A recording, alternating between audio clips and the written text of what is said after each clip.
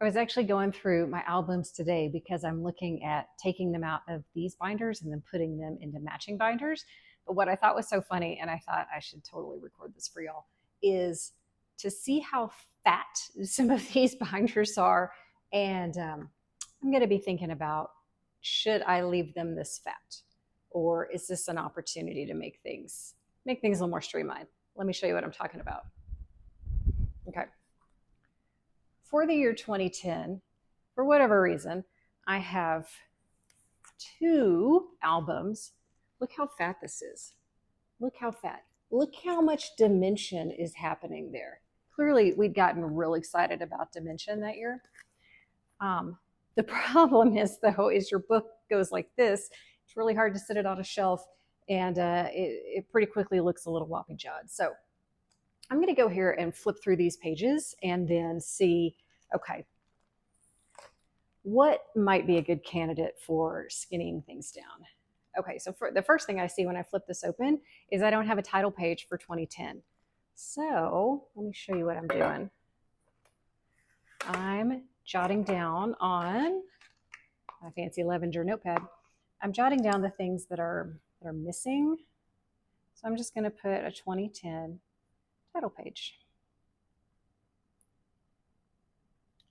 Trying to go back through and have kind of in one place just notes about the things that are still to do, and make sure I capture that. So some really pretty layouts here. Looking good, fine, kind of normal amounts of dimension with some flowers and such. Okay, all right, good. Got some ribbon, all good. Then we get to this page. Oh, let me pull this out so you can see it. Really cute layout. Okay, cute layout, but look, can you see can you see this? So really cute, but really sticking up off the page. And so I was like, what is happening here? It's got these three crystals. These look like things that would have hung off of like a chandelier. And then it has ribbon kind of all wadded up. So what I'm thinking about doing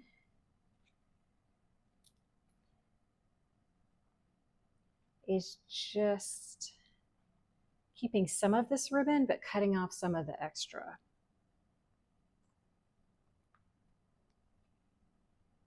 So let's do that now.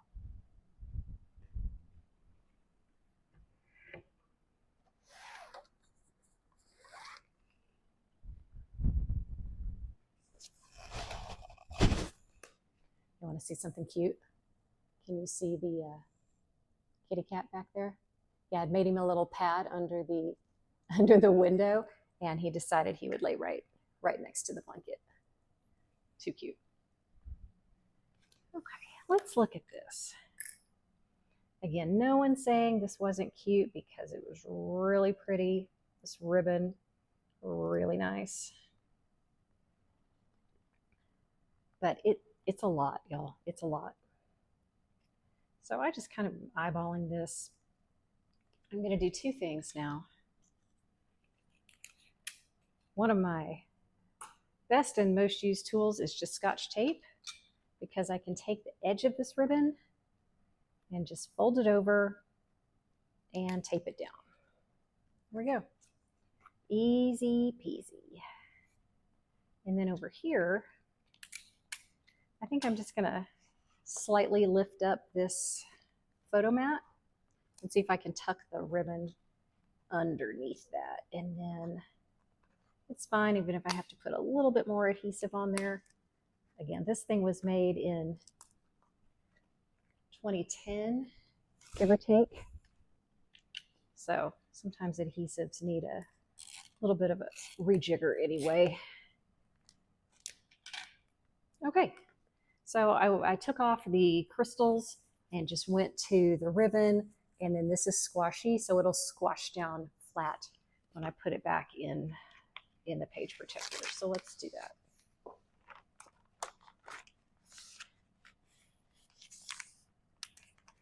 that I really, really got into dimension, and which is great. Dimension is super fun. Obviously, it's just, you know, will your book shut or not?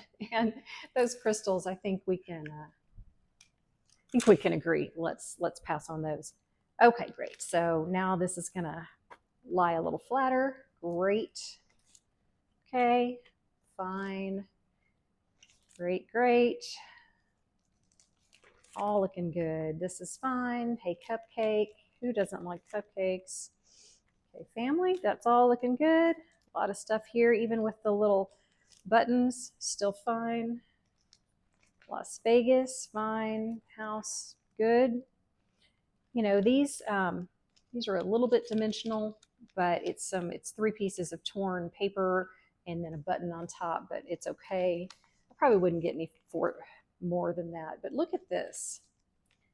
This was, again, mid 2010s, I think, when I made this. And I don't know if you guys ever got into, at one point, there was this huge push for let's use things we have at the hardware store. Anybody else remember any of that? This was actually a piece of hot water heater insulation, I think. And there was this whole movement toward like unconventional materials, kind of Project Runway, I guess. And I remember my mom and I were going to one particular super darling store in the Houston area. It's called Scrapbook by Design. So cute. And they had the cutest design team, and they love some unconventional materials. So that's why we ended up making quite a bit of that. Okay, great. You know, some kind of buttons and floral, fine, fine. This is all good. Okay, this is another one. Let's take, because both of these pages have it. Okay, both of these pages, I just saw something that flew out. Both of these pages. Is this one on this page or was it on the previous page? Nope, I think it was on this page. Okay. It's a cute little double page spread. Let me hold it up here for you to be able to see. Cute. The girls were in their Easter outfits, I think.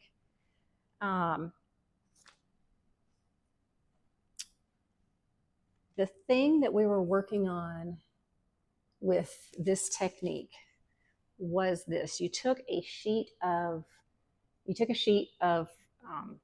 pattern paper, and then you wet it.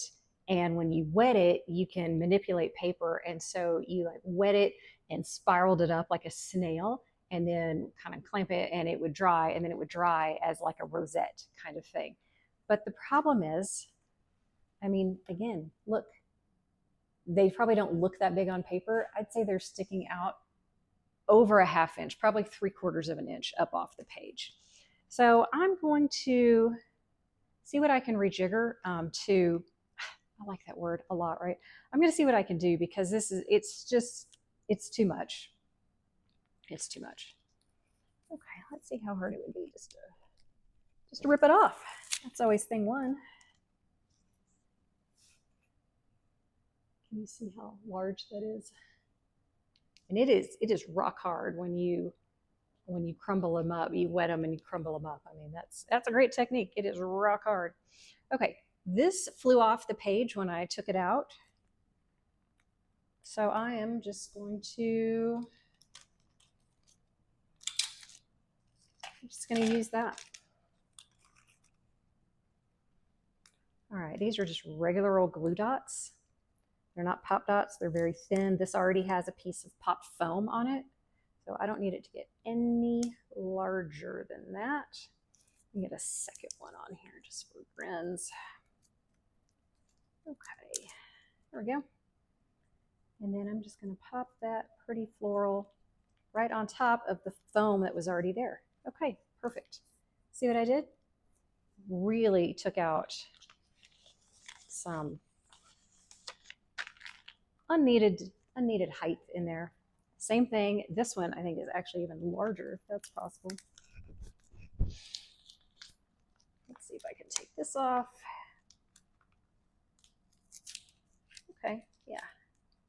that one came off too. So if anyone wants giant, they're like the little cinnamon rolls. If anybody wants giant ones of those, let me know. And okay, what I'm going to do is this is coming off a little bit. So I'm going to put a glue dot on him, see if we can get him restuck a little bit better. Okay, great. Restuck a little bit better, and then I'm going to go look in my stash and see what I can find in terms of flowers to match.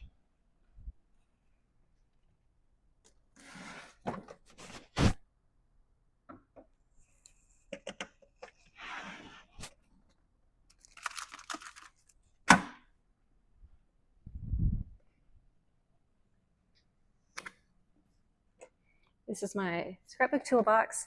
And again, y'all know by now, anything that is theme related is kept with its theme. Anything collection related is kept with its collection in either the appropriate category or the appropriate holiday. So the only things I have in here are general kinds of things. I used to have this in, I had like a bucket for stamps, and then I had a bucket for floral and ribbon, and then I had a bucket for tags, and I had a bucket for bling and that kind of stuff. And so I decided to just go back to the container concept. I'm like, okay, I'm going to use one thing. It's going to fit in here because, again, I take my stuff or I put it away and then bring it out. So it needs to fit in here. And if it's too much, then I got to let something go. Easy as that. Okay. Let me come back over here. I've got some more floral things in here. It would be really easy. In fact, this one looks great right here. Very thin on the dimension. And I'm just gonna pop him up right there. Great. Easy peasy. That one's much flatter. What I hadn't realized when I first started, well, I wasn't a beginner scrapbooker when I did this. Some of these techniques are a little more advanced, but I don't think I'd really thought about it at the time, that when your books have a ton of dimension, they just don't close very easily. And then if your books are being stored, just like your album's being stored on a bookshelf, that's one thing. And I would recommend that, because when you store them horizontally and they're flat and then you pile a whole bunch on top of each other, that's really when the dimension has a problem, because it really misshapes in any page that's squashed down on top of it. I would like to say, life is always ideal, but we've moved around quite a bit, and now we're in our hopefully forever home. But while we were moving and stuff, a lot of stuff was in storage, and we'd had packers that helped us because we were downsizing so much. We had some packers who helped us, and it's kind of hard to keep an eye on everyone and run around. It's like, store those vertically, not horizontally. So it just it is what it is. But that has helped a lot. I mean, even the page protector is deformed where that was really sticking up. So it doesn't do it nearly as much if you have, this is some tulle. That's not a huge problem. These are kind of 4-level flowers that I made. Again, I probably wouldn't go any higher than that. I'd probably do less than that today. Okay, this is another one. This was such a cute double page layout. Let me pull this out so you can see it. And this is causing a huge amount of album warp. Oh, that was, okay, look how cute this layout is. Okay, we'd gone to GASC in, I think it was probably Dallas. We'd done that in 2010. This is some of the scrappy chicks with my mom and I. And okay, we were real excited about that, like wet paper down technique. I mean, I don't know if you can see this. It's very, very lumpy, and this one's even more lumpy, and it's really stiff. If this was just ribbon or something, you could, it wouldn't be that big of a deal, but this is very stiff. I mean, it's like paper mache paper. And again, it's a cool technique. You just take cardstock and we just did torn edges here. You just wet it. It's not sopping wet, but it's maneuverable. And then you kind of scrunch it and do all this stuff, kind of get it into the form you want. And then you let it dry and then you put it on there. But man, this stuff is so, it is so big. So what I'm going to do is stop here and then evaluate how to replace this in the book so that, the book is just not silly crazy. Let me show you one more thing though before I end this segment. Okay. This is my second book, and I can always tell because sometimes these things get super heavy, and when I picked up both of these, they weren't as heavy as I thought they would be because they were so fat. Look at that. Can you see that? Do you know what that thing is there sticking out at the bottom? You'll die when you see it. It is a bottle, y'all. It is an actual bottle. Let me show you this. Okay. This was a magic of Christmas. You are going to die when you see this. Okay. Very cute, right? Super cute. This was another of that wetted paper technique. This is an actual bottle, y'all. This might be one of those little Tim Holtz bottles. And it is mounted on a tag that comes up with chicken wire. The bottle is mounted on chicken wire. I mean, come on. That in an album? No. And it was so cute and everything, and it's still darling. I'm going to go back and fix this because that has caused the entire book to be warped in that space. Crazy town, right? Okay. Thanks for watching as I looked at, I always laugh, I'm like, problems with my albums for 1,000, Alex. And I just wanted to show you, I mean, there's no shame. These are actually really pretty. This was a painted thing. It's just, when you think about, back to what kind of crafter am I? Okay, y'all know I do chronological 12 by 12 scrapbooks, one for every year. This year, because things were so fat in 2010, there was so much dimension on the pages, I had to have 2 albums for just that 1 year. And, if you were going to be displaying this like on an easel, or displaying this one, on an easel, which is when you were in scrapbook stores, that's typically how they were displayed, was on an easel somewhere. I mean, isn't that cute? And that's great. It's not how I display things at my house. I need it to go in a book and shut. So some of these things that were fun from a technique and art dimension point of view, I think it's just not practical for an album. All right, let me know if you've ever done extreme dimension. We'll just call it. What did you do? Drop in the comments. Tell us what you did, because I want to know that I am not the only one who kind of went bananas in the 2010s on dimension.